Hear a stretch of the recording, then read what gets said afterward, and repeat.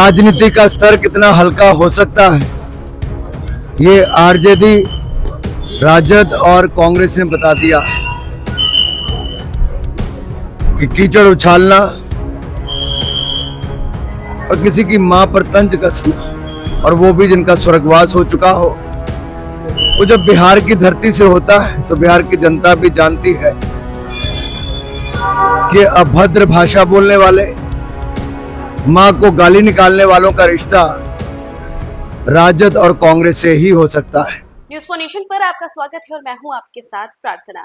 चारा चोर, 9वीं फेल और जेल से बेल पर बाहर रहने वाले लोग अब बिहार में अपनी सरकार बनाने का सपना देख रहे हैं। ये हम नहीं कह रहे, ये कह रहे हैं बीजेपी के सांसद अनुराग ठाकुर। दरअसल अनुराग ठाकुर ने एक बार फिर से नेता प्रतिपक्ष तेजस्वी यादव और कांग्रेस पर बड़ा हमला बोला है।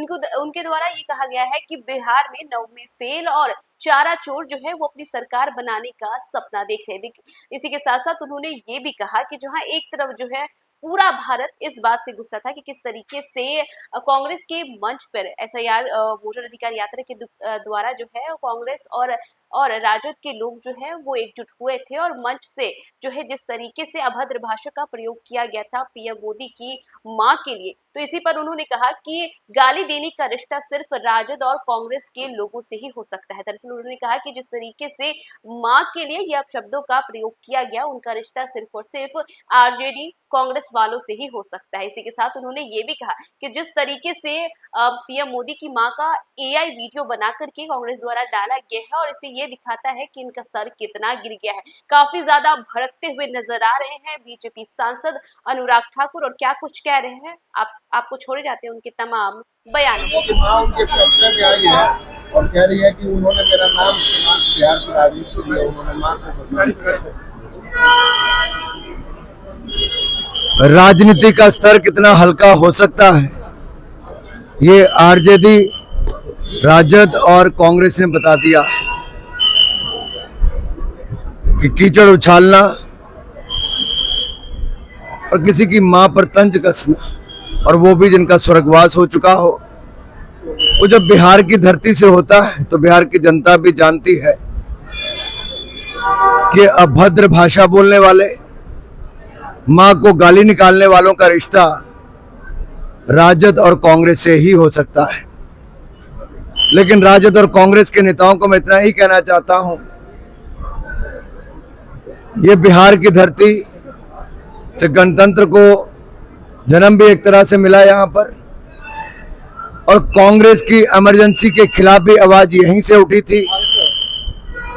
महान सम्राट अशोक की मां की जन्मभूमि भी बिहार ही है, और मैं तो ये कहूंगा जब इस धरती से प्रधानमंत्री मोदी जी की मां को गाली जब कोई निकालता है तो बिहार की जनता मुंह तोड़ जवाब गालीबाज कांग्रेस और राजद को देगी। नहीं कहूंगा कि जब टी स्टालिन भी तमिलनाडु के मुख्यमंत्री बिहार आए थे अभी, तो मेरा एक सवाल राजद और कांग्रेस के नेताओं से कि जो व्यक्ति राम को नहीं मानता, भगवान राम को नहीं मानता, राम सेतु को नहीं मानता, राम मंदिर बनने पर उसका विरोध करते हैं, मंदिरों में उसको जुड़ने के लिए मना किया जाता है, तमिलनाडु के मंदिरों में जिस तरह के वो काम करते हैं और जिस तरह से उनके बेटे ने सनातन धर्म को लेकर हल्की टिप्पणी की थी, अपमान किया था, तो कांग्रेस और राजद के मंच पर ऐसे नेताओं को क्यों स्थान दिया गया, बिहार की जनता ये भी पूछे। जब जब कांग्रेस और विपक्षी दल चुनाव हारते हैं तो मन घड़ंत आरोप लगाते हैं।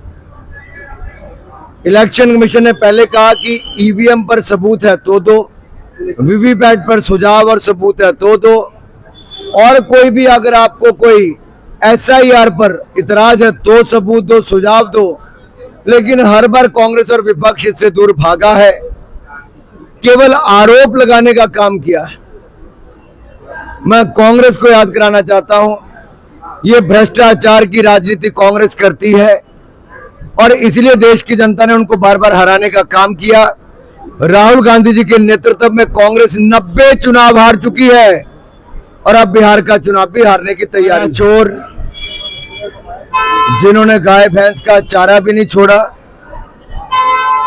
और बाद में अपने बच्चों को शिक्षा में लगाने की बजाय उनके साथ गठबंधन किया। जो देश भर में नेता फेल हुआ, वो 9वीं फेल के साथ मिलकर बिहार में सरकार बनाने की सोच रहे हैं। लेकिन मैं इतना ही कहूंगा, जिनके पीछे भ्रष्टाचार के कई मुकदमे हैं, भ्रष्टाचार के मामले में जिनको जेल की सजा हो चुकी है, जेल जा चुके हैं, बेल पर बाहर हैं, ये गठबंधन जो भ्रष्टाचार के आधार पर बना है राजद और कांग्रेस का, बिहार की जनता वापस जंगल राज नहीं देखना चाहती, माफिया भ्रष्टाचार नहीं देखना चाहती। इसलिए बिहार की जनता कभी भी राजद और कांग्रेस को वापस आने का रास्ता नहीं देगी। इलेक्शन कमीशन के ऊपर बार बार सवाल खड़ा करने वाले कांग्रेस और इनके सहयोगी दल पहले ईवीएम पर प्रश्न चिन्ह खड़ा करते थे, कहते थे कि पर्ची से वोट डलवाओ। जब उपराष्ट्रपति का चुनाव हुआ, पर्ची पर वोट पड़े, तब भी कांग्रेस और विपक्ष का उम्मीदवार चुनाव हार गया और 15 वोट उनके खारिज हुए। और ये किसके वोट थे किसी को पता नहीं, किसने वोट गलत डाला ये किसी को पता नहीं। लेकिन कांग्रेस और सहयोगी दलों ने स्वयं माना है कि उनके गठबंधन के लोगों ने अंतरात्मा की बात सुनकर एनडीए के उम्मीदवार सीपी राधाकृष्णन जी को वोट दे दिया होगा। और ये भी वो स्वयं मानते हैं कि उनके वोट गलत पड़े इसलिए खारिज हुए होंगे। तो यहां तो ईवीएम भी नहीं थी, फिर भी कांग्रेस और आरजेडी की हार हुई है। और बिहार में आने वाले चुनाव में भी राजद और कांग्रेस की हार होने वाली है। ये साफ साफ लिखा है। एसआईआर तो केवल बहाना है। आने वाली चुनाव में कांग्रेस राजद की हार को आज मुंह छिपाने के लिए कार्य किया जा रहा है।